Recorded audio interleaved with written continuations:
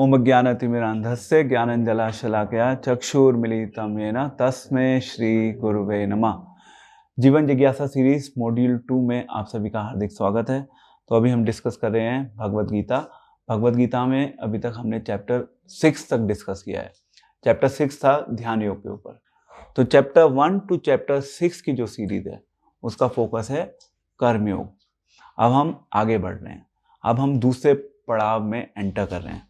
और जैसा कि मैंने डिस्कस किया था, ये सबसे ज़्यादा कॉन्फिडेंशियल जोन है, क्योंकि यहाँ पे भगवान भक्ति के बारे में विशेष रूप से चर्चा कर रहे हैं।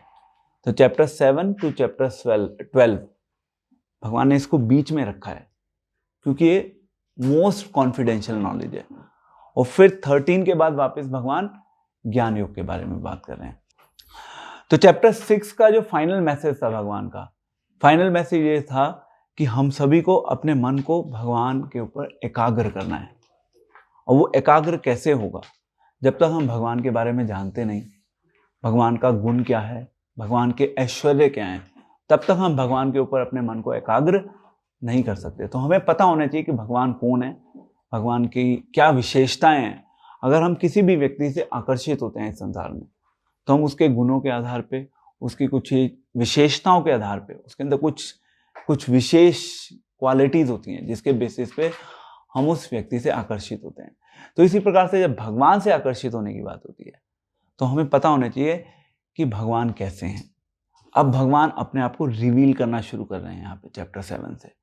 अगर आप चैप्टर 6 तक देखें, चैप्टर 6 तक भगवान अपने बारे में बात नहीं कर रहे। फोकस है कर्म करो, भक्ति की बात कर रहे हैं थोड़ी बहुत, बट उसमें भी भगवान अपने बारे में डिटेल में डिस्क्लोज नहीं कर रहे अर्जुन को। अब यहाँ पे चेंज हो रहा है। अब भगवान ने यहाँ पे जो चैप्टर 7 है, चैप्टर 7 की थीम है भगवान कृष्णा अपने ऐश्वर्यों के बारे में बता रहे हैं। और फिर भगवान आगे बता रहे हैं कि 4 प्रकार के लोग हैं जो मेरी शरण में नहीं आते, और 4 प्रकार के ऐसे लोग हैं जो मेरी शरण में आते हैं। तो चैप्टर 7 की थीम जो है, भगवान कृष्णा अपने ऐश्वर्यों के बारे में बता रहे हैं। तो कई बार प्रश्न किया जाता है कि भगवान अपना ही गुणगान क्यों कर रहे हैं? तो इसका एक सरल उत्तर यह है कि भगवान जब अपने बारे में बताते हैं तो उसमें भी भगवान हमारे कल्याण के बारे में सोचते हैं, भगवान हमारे वेलफेयर के बारे में सोचते हैं, इसलिए भगवान अपने बारे में बताते हैं। और उसमें कोई खराबी नहीं है, क्योंकि जब तक भगवान अपने बारे में नहीं बताएंगे तब तक हम भगवान से आकर्षित नहीं होंगे। और जब तक हम भगवान से आकर्षित नहीं होंगे तो हम भगवान के पास वापस नहीं जाएंगे। और अगर हम भगवान के पास वापस नहीं जाएंगे तो हम इस संसार में केवल सड़ते रहेंगे, जो भगवान नहीं चाहते। हम चाहते हैं पर भगवान नहीं चाहते ऐसा हो। तो इसके लिए भगवान अपने बारे में बता रहे हैं, जिससे कि हम लोग आकर्षित हों भगवान की ओर। इसी चैप्टर में भगवान ये भी बता रहे हैं कि कोई बहुत विरले लोग होंगे जो मेरी शरण में आएंगे। मनुष्य नाम सहस्रेषु कश्चित् यतति सिद्धये। तो अब कई बार लोग प्रश्न करते हैं कि सभी लोग भगवान की भक्ति क्यों नहीं करते? भगवान ने भगवद गीता में ऑलरेडी डिक्लेयर कर दिया कि सब भगवान की भक्ति नहीं करेंगे। तो हमें इस चीज की चिंता करने की जरूरत नहीं है कि इस संसार के सब लोग भगवान के बारे में क्यों नहीं सोच रहे। हमें सबसे पहले ये सोचना है कि क्या हम भगवान के बारे में सोच रहे हैं। और जब हम सही ढंग से सोचना शुरू करेंगे तो धीरे धीरे भगवान हमें सामर्थ्य देंगे, शक्ति प्रदान करेंगे, जिसके द्वारा हम सोच पाएंगे। और भगवान के बारे में सोचेंगे तो फिर धीरे धीरे भगवान हमें अवसर प्रदान करेंगे, जिससे कि हम बाकी डिवोटीज को भी भगवान से जोड़ने का प्रयास कर सकेंगे। तो अभी हमें अपने आप को प्रिपेयर करना है। तो हम सबका ये क्या है, ये प्रिपरेशन फेस है। हम सब तैयारी कर रहे हैं, तो तैयारी हो रही है हम सबकी, ठीक है। अब अगर आप श्लोक 1 देखें, पेज नंबर 265, चैप्टर 7। तो चैप्टर 7 जो है उसका नाम है भगवद ज्ञान। भगवद ज्ञान मीन्स, अब भगवान बात कर रहे हैं अपने बारे में, भगवान का ज्ञान। अब भगवान अर्जुन को डीप लेके जाना चाह रहे हैं। भगवान कह रहे हैं यथा जास्यसि तत् शृणु, इसके लास्ट में आ रहा है। तो भगवान कह रहे हैं कि मेरे बारे में सुनो, मैं तुम्हें अपने बारे में और बताना चाहता हूं। तो भगवान खुद अपने बारे में बताना चाह रहे हैं। और अर्जुन क्योंकि अब सुनने की उसमें आ गया है, स्टेज पर आ गया है अच्छे ढंग से, तो एक पात्रता पूरी रेडी है अर्जुन के लेवल पे, अर्जुन सुनने के लिए तैयार है और भगवान अर्जुन को बताने के लिए भी पूर्ण रूप से तैयार हो चुके हैं। क्योंकि मन को एकाग्र करना है ना कृष्ण के ऊपर। जब तक हमें पता नहीं होगा कृष्ण के बारे में तो हम अपने मन को कैसे एकाग्र करेंगे। ठीक है, तो पहला श्लोक में भगवान ने बोल दिया कि मेरे बारे में जानो। दूसरे श्लोक में भगवान ने बोला कि ये जो मैं बता रहा हूं ये ज्ञान भी है और ये विज्ञान भी है। ऐसा नहीं कि केवल मैं थ्योरी बता रहा हूं, थ्योरी के साथ साथ प्रैक्टिकल भी होगा। अब प्रैक्टिकल जो होता है वो प्रैक्टिकल एक तो फिजिकल स्तर पे चलता है, यानी कि शारीरिक स्तर पे चलता है। हमारे शारीरिक स्तर पे प्रैक्टिकल कैसे चलता है? हम सब आए यहाँ पर, हमने अपनी बॉडी को एंगेज किया भगवान के बारे में जानने के लिए, तो ये शारीरिक स्तर पे एंगेजमेंट हो गया। देन उसके बाद हम आगे बढ़ते हैं।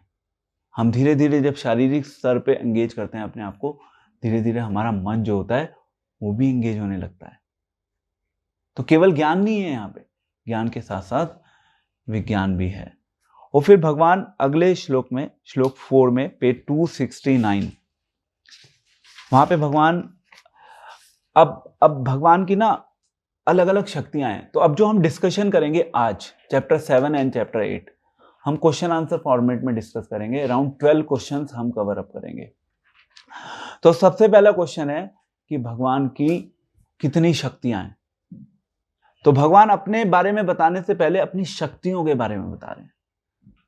सबसे पहले कह रहे हैं भगवान की मेरी एक अपरा शक्ति है। तो क्वेश्चन क्या है कि भगवान की कौन कौन सी शक्तियां हैं। तो भगवान की अनगिनत शक्तियां हैं और उनके अनगिनत लेवल पे क्लासिफिकेशंस हो सकते हैं। अब यहाँ पे सबसे पहले जो भगवान बात कर रहे हैं वो अपरा शक्ति की बात कर रहे हैं। अपरा शक्ति मीन्स वो वाली शक्ति जिसको हम अपनी आंखों से देख सकते हैं या जिसका हम प्रत्यक्ष रूप से अनुभव कर सकते हैं। भगवान ने पहले सीधी अपनी जो मेन शक्ति है, जो पराशक्ति है, उसकी बात नहीं करी। पहले भगवान ने अपरा शक्ति की बात करी। अब आप कहेंगे ये अपरा शक्ति क्या है? तो ये फेमस श्लोक भगवद गीता का जो हम सभी को याद रहना चाहिए, भूमि रापनलो वायु का मनोर्बुद्धिर एवचा अहंकार इतियमा भिन्ना प्रकृति रष्टधा।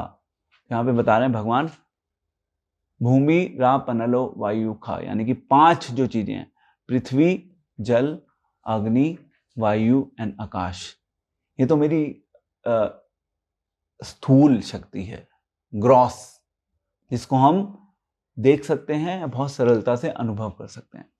देन इसके बाद नेक्स्ट लेवल पे है सूक्ष्म शक्ति। सूक्ष्म शक्ति कौन सी है? मन, बुद्धि एंड अहंकार। क्या हम इसको देख सकते हैं? देख नहीं सकते हम इसको, पर सबके पास है, बिल्कुल है। मन भी है, बुद्धि भी है, अहंकार भी है, और अहंकार हमारे अंदर भरा हुआ है और वो सबसे बड़ा बैरियर है इस संसार से निकलने के लिए। जो सबसे बड़ा बैरियर है भगवान तक पहुंचने के लिए, वो अहंकार है हमारा। उस अहंकार को ब्रेक करने के लिए हमारा पूरा कार्यक्रम है, ये सेशन है। हम जितना भी कृष्णा कॉन्शियसनेस में प्रयास करते हैं, अल्टीमेटली हम सब अपने अहंकार को ब्रेक करना चाहते हैं। उससे हम भगवान के क्लोज चले जाएंगे। That is the last layer. If that layer breaks down, then we'll be having a face-to-face interaction with Krishna. ठीक है, अब next is then shloka 5। Shloka 5 में भगवान बता रहे हैं पराशक्ति के बारे में। पराशक्ति यानी कि जीव शक्ति, पेज नंबर 270। वहां पे भगवान कह रहे हैं, हे महाबाहु अर्जुना, इसके अतिरिक्त मेरी एक अन्य पराशक्ति है जो उन जीवों से युक्त है जो इस भौतिक अपरा प्रकृति के साधनों का विदोहन कर रहे हैं। अब बताइए ये पराशक्ति क्या है? हमने बात करी अपरा शक्ति की, जिसको हम सब देख पा रहे हैं, अनुभव कर पा रहे हैं। इसके ऊपर एक अपरा शक्ति है। वो अपरा शक्ति क्या है? वो तो कवर हो गया, वो तो देख तो नहीं सकते, बट एक्सपीरियंस तो कर सकते हैं ना। इसीलिए उसको सूक्ष्म की कैटेगरी में रखा गया है। एक स्थूल है जिसको हम बहुत इजीली परसीव कर सकते हैं अपनी सेंसेस के द्वारा, एक सूक्ष्म है जिसको हम अपनी सेंसेस के स्तर पे परसीव नहीं कर सकते। तो यस, यहाँ पे बात हो रही है हमारे अंदर आत्मा की, जीवात्मा की। कहना है जीव से युक्त है, हम सब जीव हैं, हमारे अंदर आत्मा है। हम सब क्या कर रहे हैं, भगवान की जो अपरा शक्ति है, भौतिक जो साधन है हमारे सामने, जितने भी रिसोर्सेज अवेलेबल हैं, हम उन रिसोर्सेज को एक्सप्लॉइट कर रहे हैं। बात आती है ना नेचुरल रिसोर्सेज प्रिजर्वेशन, यहाँ पे भगवान क्लियरली बोल रहे हैं हमारा केवल फोकस ये है कि we are trying to exploit the natural resources. ऐसा क्यों हो रहा है? क्योंकि हम सब अपने आप को टॉप मोस्ट मानते हैं, या ये बोला जा सकता है कि मनुष्य के पास सबसे ज़्यादा इंटेलिजेंस है। अब उस इंटेलिजेंस के माध्यम से हम मनुष्य लोग सारे नेचुरल रिसोर्सेज, जिसमें जो इंफीरियर लिविंग बींग्स हैं वो भी इंक्लूडेड है। We are simply exploiting. Our life is just focused on exploiting and exploiting. एक कंपनी होती है, एक कंपनी में जब बॉस होता है, बॉस का जनरली स्वभाव होता है कि वो अपने एम्प्लॉयज को कहीं ना कहीं किसी ना किसी रूप में डायरेक्टली या इनडायरेक्टली एक्सप्लॉइट करता है। और इनफैक्ट आज की सोसाइटी में हम देखते हैं जब पेरेंट्स बड़े हो जाते हैं और बच्चे भी बड़े हो जाते हैं, तो कहीं ना कहीं बच्चे भी एक्सप्लॉइट करना शुरू कर देते हैं। सोसाइटी में अलग अलग प्रकार से लोग अपनी सेल्फिश डिजायर्स को फुलफिल करने के लिए with in the relationships exploit करते हैं एक दूसरे को। वो बहुत सटल लेवल पे चल रहा होता है। कोई किसी का बहुत अच्छा मित्र दिख सकता है, बट इन रियलिटी ऐसा हो सकता है कि वो मित्र एक्सप्लॉइट कर रहा हो। We need to be very very careful about it. Exploitation सब जगह चल रहा है। ठीक है, तो ये हो गया शक्तियों के बारे में। भगवान की अलग अलग शक्तियां हैं, ये हमारा पहला प्रश्न हो गया। अब क्वेश्चन नंबर 2 के लिए आप बेसिकली 6 श्लोक पे आ जाइए, पेज नंबर 272। इसमें आ रहा है कि क्वेश्चन आप पहले समझिए, मनुष्य का उद्गम कहाँ से हुआ। हमने डिस्कस किया पराशक्ति के बारे में, हमने डिस्कस किया अपराशक्ति के बारे में। अब क्वेश्चन ये आया कि हम जो जीव हैं, हम सब लोगों का उद्गम कहाँ से हुआ। जब हम अपनी मॉडर्न साइंस की बात करते हैं, मॉडर्न साइंस कहाँ पे जाके रुक जाती है? कहाँ पे जाके रुक जाती है हमारी modern science? What is our origin as per the modern science? Explosion से हम लोग क्रिएट हुए। Yes, big bang theory, simple. उससे ज्यादा उनके पास पीछे जाने का कोई एविडेंस या कुछ वो एक्सेप्ट नहीं करते fact. They are restricted up to their, जिसको दूसरा डार्विन थ्योरी बोलते हैं। क्या बोलते हैं? इवोल्यूशन या थ्योरी ऑफ इवोल्यूशन। प्रैक्टिकली बस थ्योरी ऑफ इवोल्यूशन के ऊपर सब डिपेंडेंट है मॉडर्न साइंस, उसके ऊपर कुछ नहीं है। हमारी जो वैदिक साइंस है, वैदिक साइंस के ऊपर हम उसके ऊपर जाने का प्रयास करते हैं या उसके अंदर जाने का प्रयास करते हैं। और वहां पे फिर भगवान यहाँ पे बता रहे हैं क्लियरली कि सारे प्राणियों का उद्गम इन दोनों शक्तियों में है। सारे प्राणी मतलब इसमें ह्यूमंस भी एडिड हैं, animals, birds, everything is included. इस जगत में जो कुछ भी भौतिक तथा आध्यात्मिक है, उसकी उत्पत्ति तथा प्रलय मुझे ही जानो। तो भगवान यहाँ पे कह रहे हैं कि अल्टीमेटली ये जो भौतिक शक्ति है, ये जो आध्यात्मिक शक्ति है, ये किसकी है? मेरी है। Don't forget this basic point. ये जितनी भी प्रकृति इस संसार में एग्जिस्ट करती है, चाहे वो भौतिक है चाहे वो आध्यात्मिक है, वो भगवान की है। उसका संबंध भगवान से है। हमारे साथ संबंध बाद में आता है, पहले भगवान से आता है। और अगर हम भगवान से उस संबंध को तोड़ देंगे तो फिर क्या होगा? तो फिर हम एक्सप्लॉइट करेंगे, and that exploitation is going on. समझ रहे हैं आप? इसलिए भगवान कह रहे हैं जब तक आप सभी शक्तियों को भगवान से जोड़ के चल रहे हैं, तो उतना आपकी एक्सप्लॉइटेशन की टेंडेंसी कम होगी। और जितना आप उन शक्तियों को भगवान से अलग करके चलेंगे, उतना आपकी एक्सप्लॉयटेशन की टेंडेंसी ज़्यादा होगी। तो भगवान से अल्टीमेटली इस संसार में सब चीज़ें आई हैं, सब चीज़ें भगवान से आई हैं, और भगवान इस चीज़ को प्रूव कर रहे हैं नेक्स्ट श्लोक में। भगवान एग्जाम्पल से बता रहे हैं, मत्तः परतरम नान्यत् किंचित अस्ति धनंजय मयि सर्वम इदम प्रोक्त मणि सूत्र गणैव। तो यहाँ पे भगवान कह रहे हैं कि अल्टीमेटली ये जो मनुष्य है इसका उद्गम कहाँ से हुआ है? अल्टीमेटली सब चीजें मेरे से ही आई हैं, और सब में श्रेष्ठ कौन है? मैं हूं। भगवान अपने ऐश्वर्य के बारे में खुद बता रहे हैं, और इनफैक्ट बाद में अर्जुन पूछेंगे भगवान से, भगवान आप खुद ही बता रहे हैं, क्या कोई और फर्दर सोर्स ऑफ एविडेंस है? फिर भगवान ने इसका उत्तर भी दिया था वहां पे, दैट विल डिस्कस लेटर। तो हे धनंजय, मुझसे श्रेष्ठ कोई सत्य नहीं है। जिस प्रकार मोती धागे में गुंथे रहते हैं उसी प्रकार सब कुछ मुझ पर ही आश्रित है। तो यहाँ पे भगवान अब एक उदाहरण ले रहे हैं कि जो माला है, माला में मोती होते हैं, तो हमें केवल क्या दिखते हैं? मोतियों की माला दिखती है। मोतियों की माला के पीछे जो धागा है वो धागा हमें नहीं दिखता, परंतु उसका जो सूत्रधार है या उस माला का आधार क्या है? वो धागा है। तो इसी प्रकार से हम सभी के जीवन का आधार है भगवान। हमें भगवान अपनी इन आंखों से नहीं दिखते, परंतु हम भगवान की शक्तियों के द्वारा भगवान को देख सकते हैं। इसलिए भगवान की अलग अलग शक्तियां हैं, और इस चैप्टर में भगवान अपने ऐश्वर्य के द्वारा हमें ट्रेनिंग दे रहे हैं कि किस प्रकार से हर चीज में मुझे देखने का प्रयास करो। ठीक है, तो अब इसमें अगर आप जाएं श्लोक 8, 9, 10 एंड 11, यहाँ पे सबसे पहले भगवान बोल रहे हैं रसोहम अपसु कौन्तेय।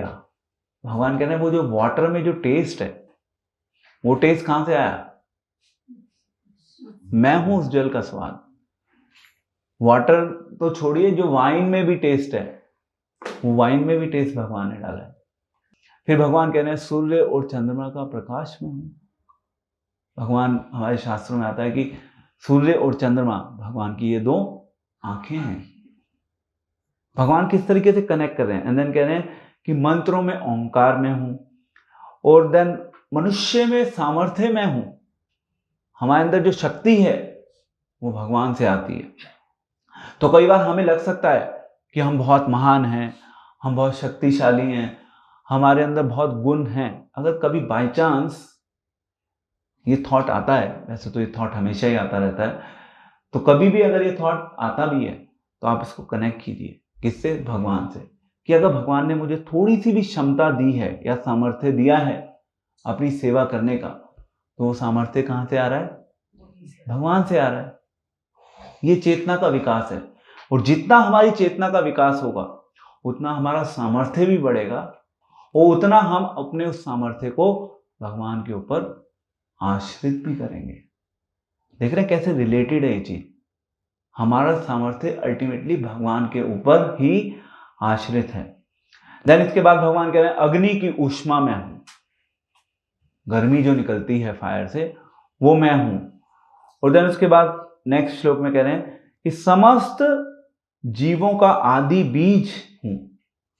बीज मतलब अहम बीज प्रदा पिता, the seed giving father. Ultimately हमें ये लगता है कि हम इस संसार में अपने माता पिता से आए हैं। हमारी सोच यहीं तक सीमित है, क्योंकि हम केवल इस शरीर के स्तर पे सोचते हैं, परंतु भगवान हमें इससे ज्यादा आगे लेके जाना चाहते हैं। तो अल्टीमेटली हम केवल शरीर के स्तर पे जीने की ट्रेनिंग नहीं ले रहे, यहाँ पे हम आत्मा के स्तर पे जीने की ट्रेनिंग ले रहे हैं। तो हम कह रहे हैं कि यस, हमारे अंदर जो आत्मा है वो आत्मा भगवान से आई है, उसका जो बीज है वो भगवान से आया है। बुद्धिमानों की बुद्धि एंड तेजस्वी पुरुषों का तेज मैं हूं। एंड देन यहां पे आ रहा है बहुत अच्छा पॉइंट, बल जिसके पास शक्ति है उसकी शक्ति में हूं। एंड देन लास्ट में देखिए 11 श्लोक में बोल रहे हैं कामो अस्मि भरतर्षभा। अब यहाँ पे बात कर रहे हैं भगवान काम की। काम मीन्स द लस्टी डिजायर्स। भगवान कह रहे हैं कि अल्टीमेटली उसका ओरिजिन भी मैं हूं, यानी कि sex life which is not contrary to the religious principles, ultimately I am the origin of it. तो इसलिए हमारे वैदिक शास्त्रों में marriage and then sex life within marriage हमारे वैदिक शास्त्रों में परमिटेड है। उसका उद्देश्य क्या है? उसका उद्देश्य अल्टीमेटली है संतान की उत्पत्ति, and it is not prohibited. एक रेगुलेटेड सिस्टम दिया है, वो भगवान ने दिया है। ऐसा नहीं कि वो सिस्टम ह्यूमन के द्वारा बनाया गया है। अगर वो सिस्टम नहीं होता तो ये क्रिएशन स्टैंड स्टिल हो जाती। तो भगवान की तरफ से एक सिस्टम दिया गया है जिससे कि ये क्रिएशन कंटिन्यू कर सके।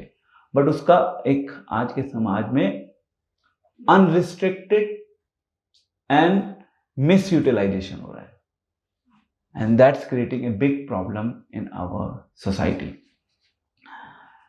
ठीक है, एंड सो ये बेसिकली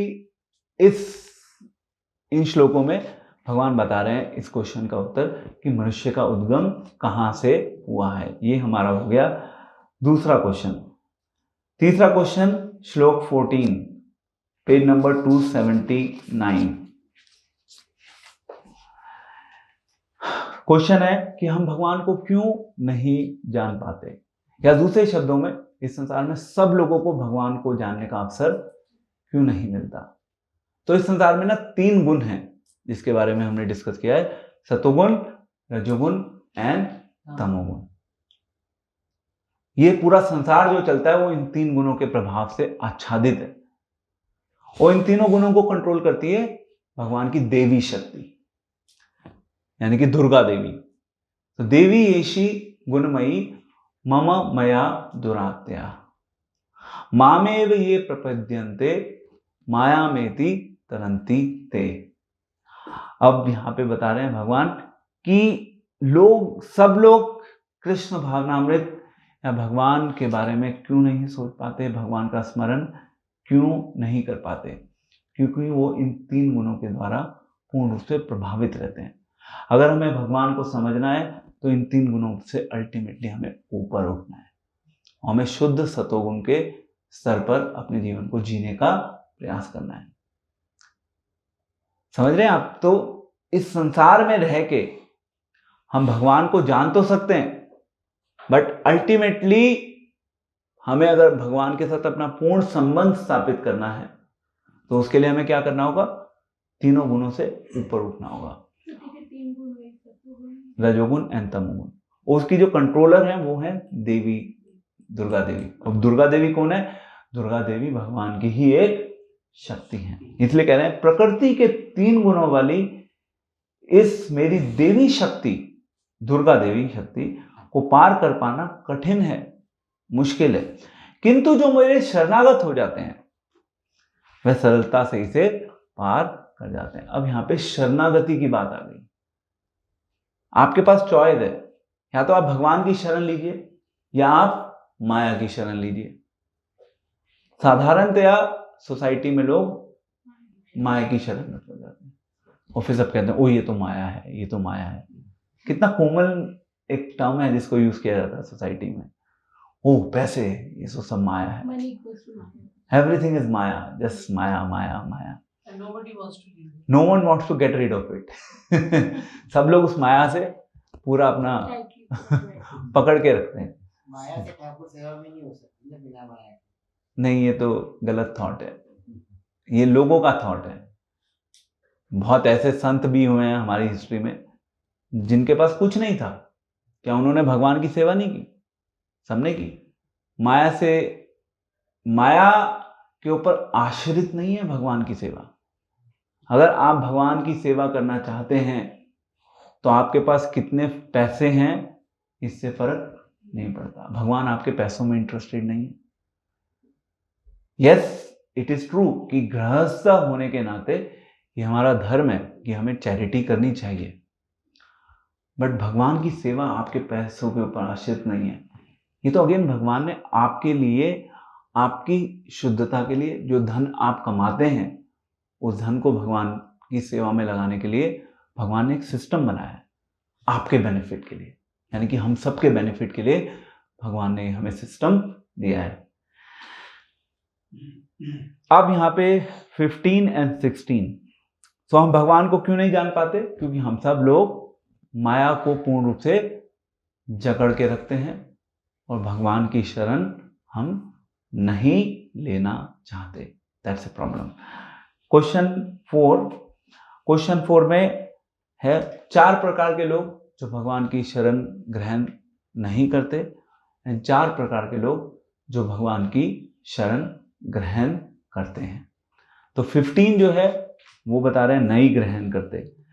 अब आप देखिए भगवान की टर्मिनोलॉजी, भगवान क्या टर्मिनोलॉजी यूज कर रहे हैं यहाँ पे। भगवान कह रहे हैं जो निपट मूर्ख हैं, जो मनुष्यों में अधम है, जिनका ज्ञान माया द्वारा हर लिया गया है, तथा जो असुरों की नास्तिक प्रकृति को धारण करने वाले हैं, ऐसे दुष्ट मेरी शरण ग्रहण नहीं करते। तो भगवान एक अच्छा खासा थप्पड़ लगा रहे हैं जो लोग भगवान की शरण ग्रहण नहीं करते।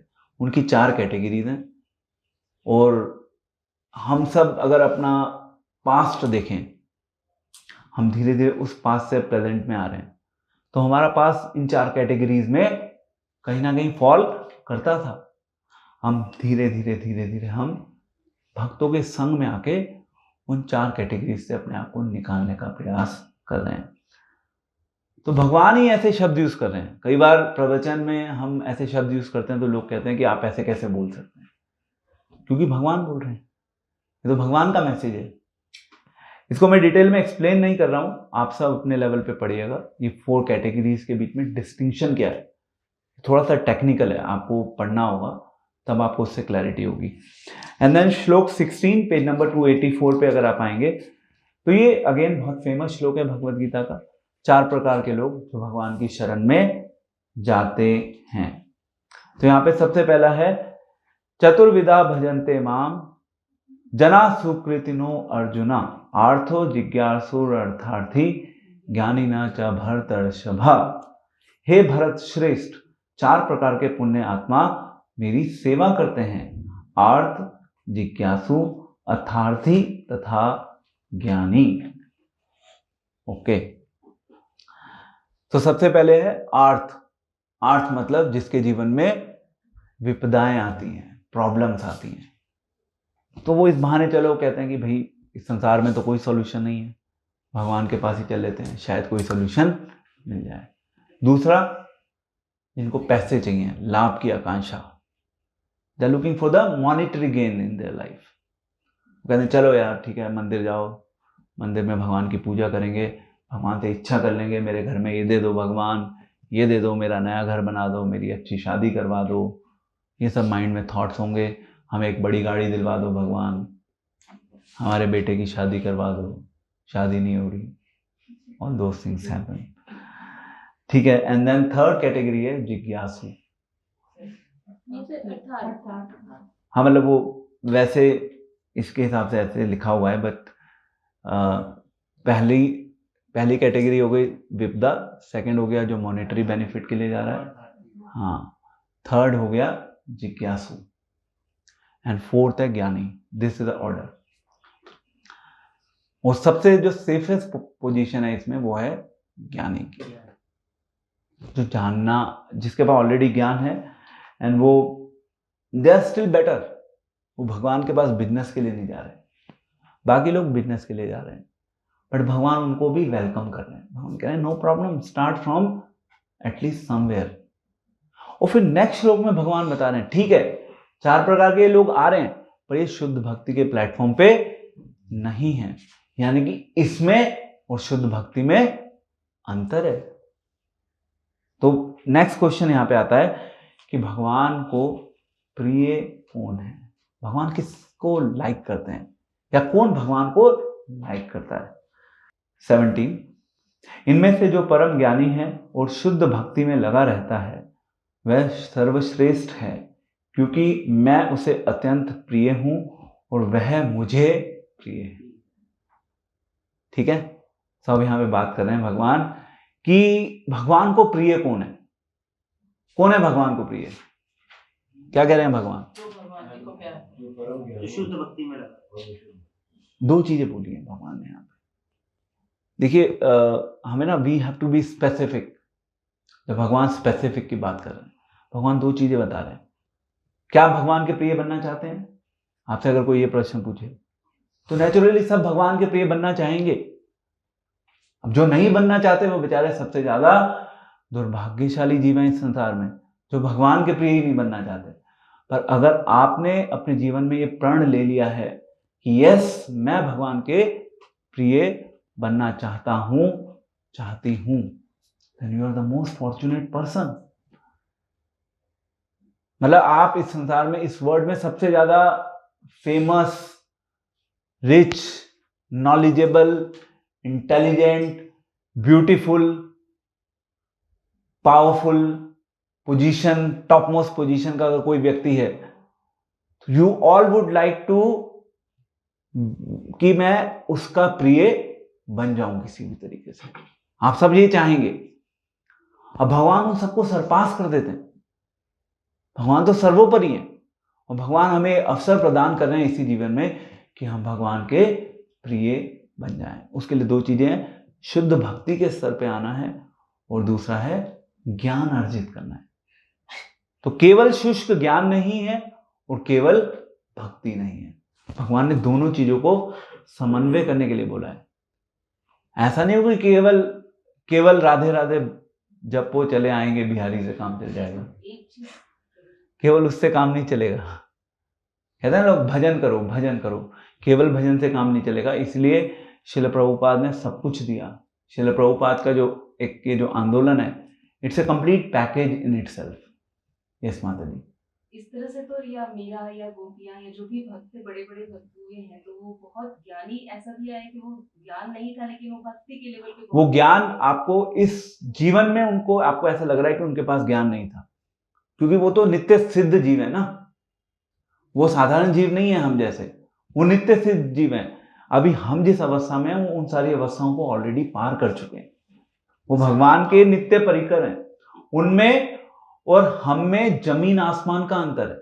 हम इसीलिए साधक के प्लेटफॉर्म पे हैं और साधक के प्लेटफॉर्म पे हमें ज्ञान भी अर्जित करना होगा और भक्ति का अभ्यास भी करना होगा। दोनों चीजों की आवश्यकता है। सर कैसे बनेंगे परम ज्ञान?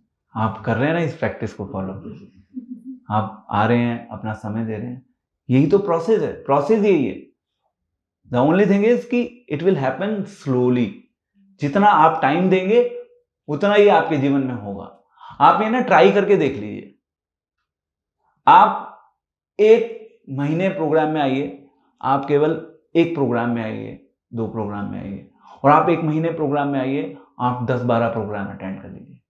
आप अपने आप डिफरेंस फील करना शुरू कर देंगे अपनी चेतना के स्तर पे। जितना आपका प्रोएक्टिव पार्टिसिपेशन होगा प्रोग्राम्स में, उतना आपको ज्ञान भी मिलेगा, उतना धीरे धीरे आपकी चेतना का भी विकास होगा। यही तो है संग। सभी डिवोटीज इस चीज का अनुभव करते हैं।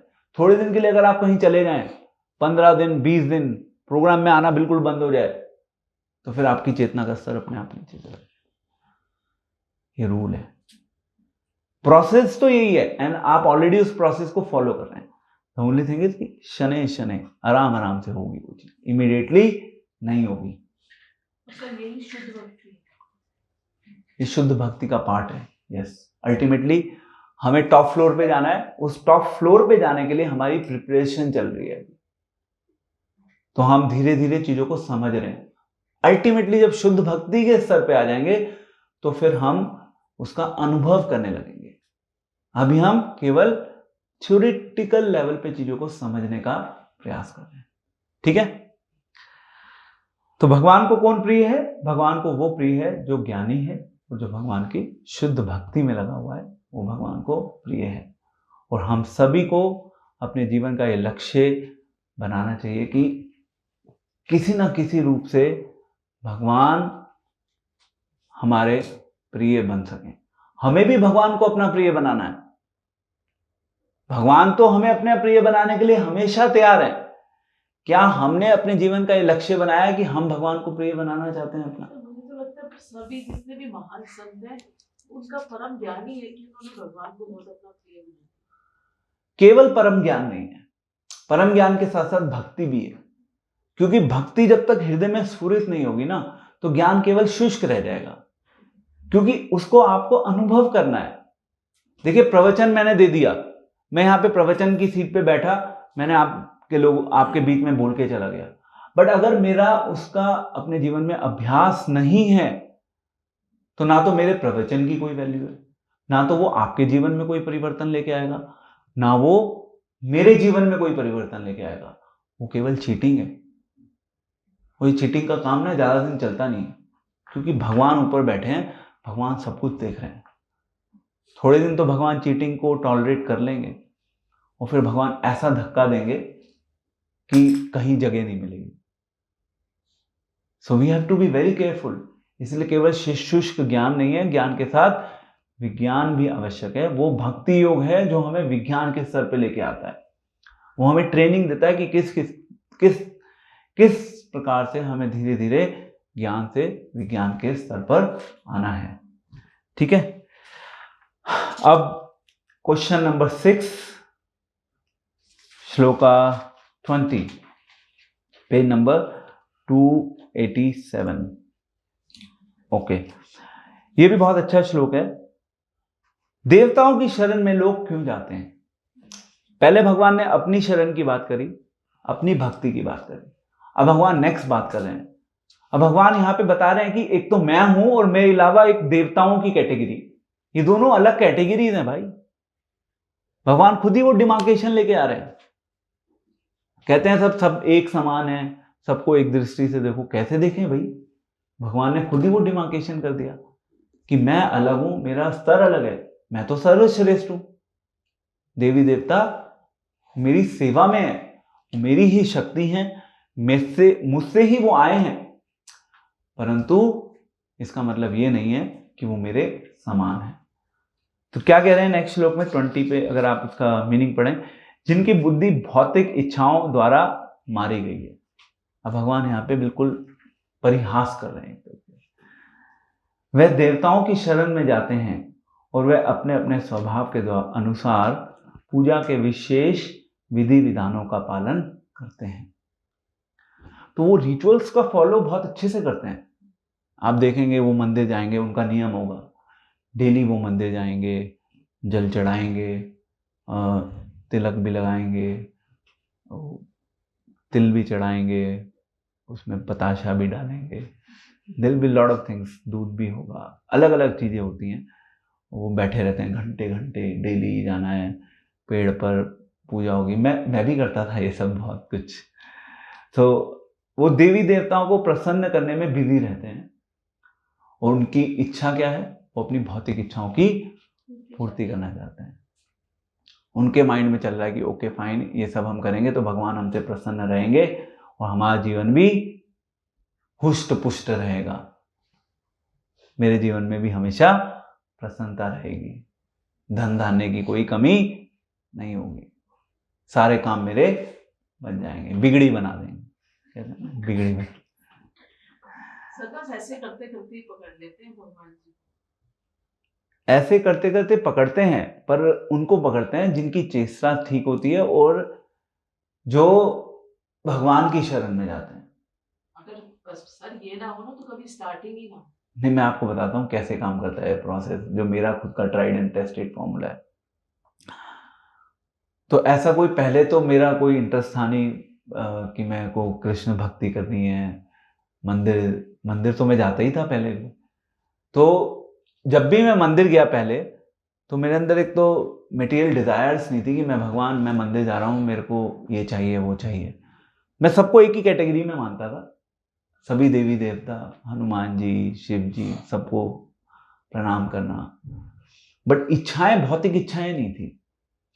तो जब ये प्रोसेस इस तरीके से काम करता है, जब हनुमान जी ने आपकी चेष्टा को देखा, कृष्णा ने देखा, शिव जी ने देखा, सब देख रहे हैं ना अल्टीमेटली हमारे अंदर क्या चल रहा है, तो वो हमारी चेष्टा के अनुसार धीरे धीरे हमें सही दिशा की ओर डायरेक्ट कर देते हैं।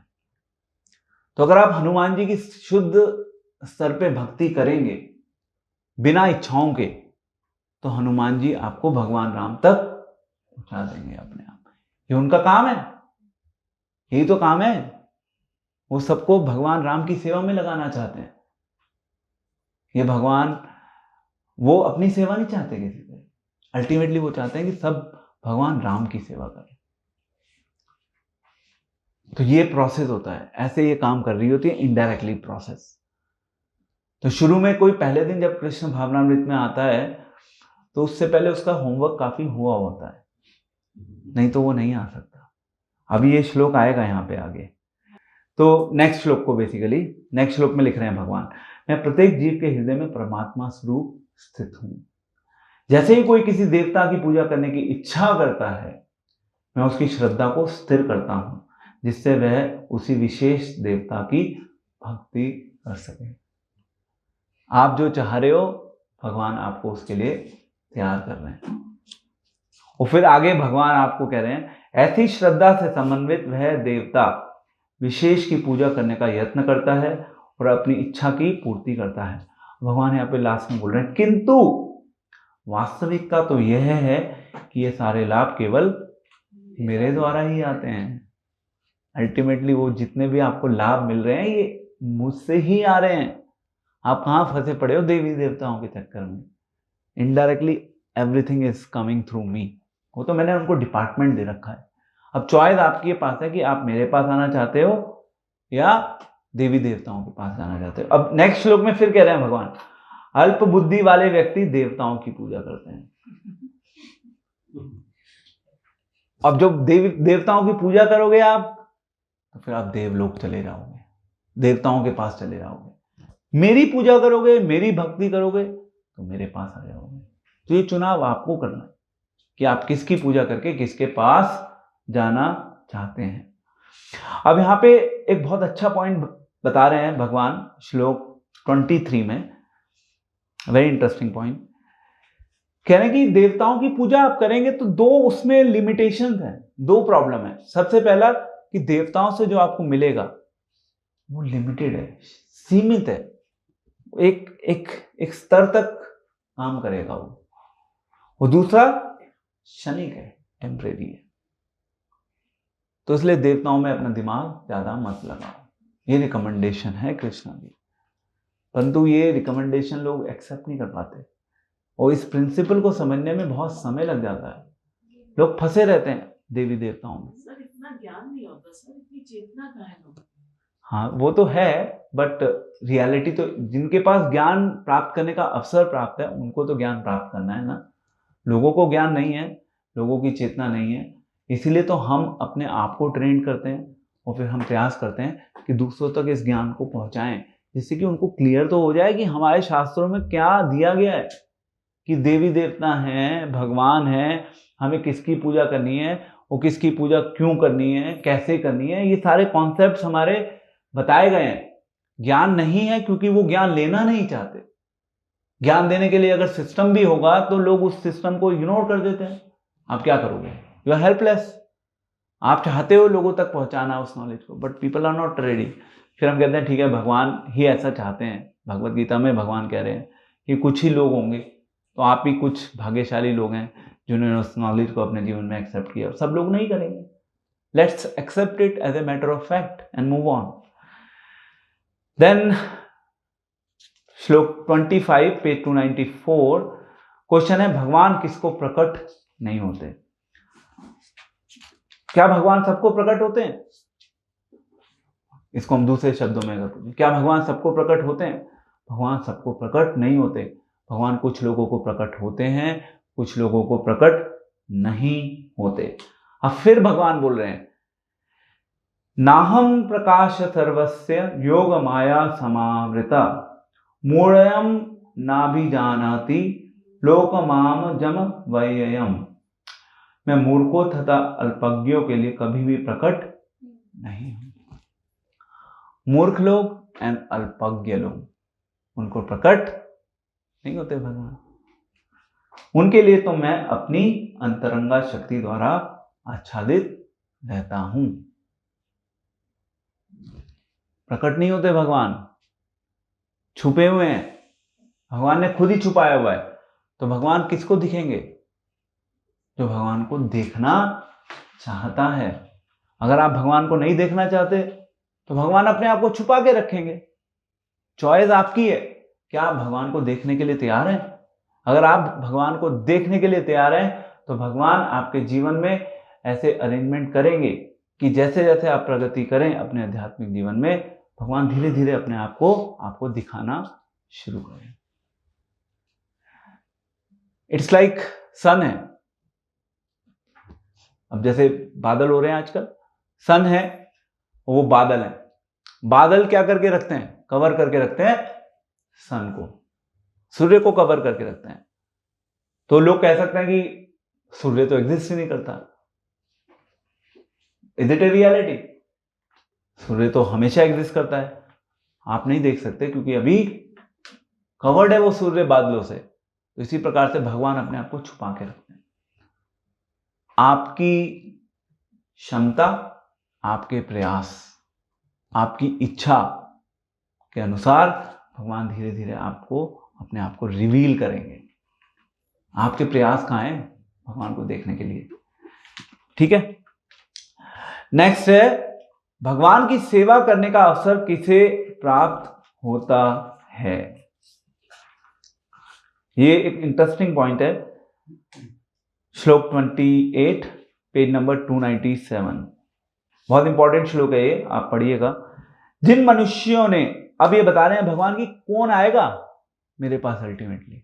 आप सब है ना, आप सब इसी कैटेगरी में फॉल करते हैं, मैं भी इस कैटेगरी में फॉल करता हूं। हम सब अगर यहां पे बैठे हैं तो हम इस श्लोक का बेसिकली हमारा आधार है, जिसके बेसिस पे हम लोग यहां बैठे हैं। तो भगवान कह रहे हैं जिन मनुष्यों ने पूर्व जन्मों में तथा इस जन्म में पुण्य कर्म किए हैं और जिनके पाप कर्मों का पूर्णतया उच्छेदन हो चुका है। उच्छेदन मीन्स नष्ट हो चुके हैं, खत्म हो चुके हैं। वह मोह के द्वंद्वों से मुक्त हो जाते हैं और वे संकल्प पूर्वक मेरी सेवा में तत्पर होते हैं। तो यहां पे अब आ रहा है कि इनफैक्ट अभी हम इस स्तर पे भी नहीं है, क्योंकि यहां पे बात आ रही है संकल्प पूर्वक मेरी सेवा में तत्पर होते हैं। क्या अभी हम पूर्ण रूप से संकल्प है हमारा भगवान की सेवा करने का? अभी हम उस संकल्प को विकसित करने के लिए पानी दे रहे हैं। इस प्रकार से एक बीज होता है, बीज जब बड़ा होता है पौधे के रूप में, यानी कि बीज को जब संचित किया जाता है तो वो एक बड़ा पौधा बनता है। पौधे से फिर वो वृक्ष बनता है। वो जो वृक्ष होता है वो फिर छाया भी प्रदान करता है, वो फल भी प्रदान करता है, वो शीतलता प्रदान करता है। तो अभी तो हमारी स्थिति क्या है? हम वो बीज के समान है। हमारा वो बीज डला है, उसके ऊपर पानी दिया जा रहा है। हम सब लोग पानी दे रहे हैं ये, वो धीरे धीरे जब पानी सही ढंग से हम देते रहेंगे रेगुलर, उसको सनलाइट मिलती रहेगी, वो ग्रो करने लगेगा।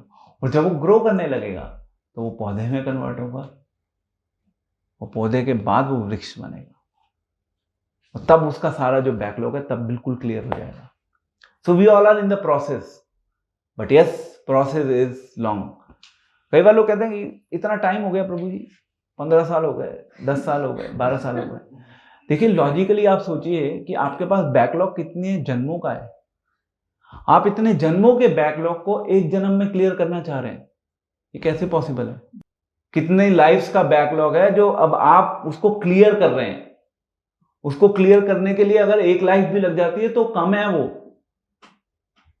कुछ नहीं है। कभी सोचना, कभी हताश नहीं होना चाहिए। इसलिए हमारा तो इतना टाइम हमने लगा दिया कृष्ण भक्ति में, कुछ नहीं हुआ, 10 साल हो गए, 15 साल हो गए। अरे भैया, आप अपना बैकलॉग, आपको पता है क्या था कि हम सब लोग अगर ये सोच रहे हैं कि कुछ नहीं हो रहा तो कुछ ना कुछ अरेंज कर रहे हैं भगवान। अगर आप थोड़े से भी सिंसियर और सही चेष्टा से कार्य कर रहे हैं, कोई भी डिवोटी हो, अगर आप अपने इंडिविजुअल लेवल पे सही चेष्टा से प्रयास कर रहे हैं, अगर आपकी चेष्टा में कमी है और आपके प्रयास में कमी है तो फिर डेफिनेटली आपके अंदर प्रॉब्लम है। अगर आपकी चेष्टा में कमी नहीं है और प्रयास में कमी नहीं है तो अगर टाइम लग रहा है तो कोई प्रॉब्लम नहीं है। ये दो सबसे इंपॉर्टेंट फैक्टर है। वो प्रयास हर चीज से जुड़ा हुआ है। हियरिंग से भी जुड़ा हुआ है, चैंटिंग से भी जुड़ा हुआ है, श्रवणम से जुड़ा हुआ है, भक्तों के संग से जुड़ा हुआ है, प्रोग्राम में पार्टिसिपेट करने से जुड़ा हुआ है, अलग अलग प्रकार की सेवाओं लेने से जुड़ा हुआ है। सब जगह आपके प्रयास को काउंट किया जा रहा है।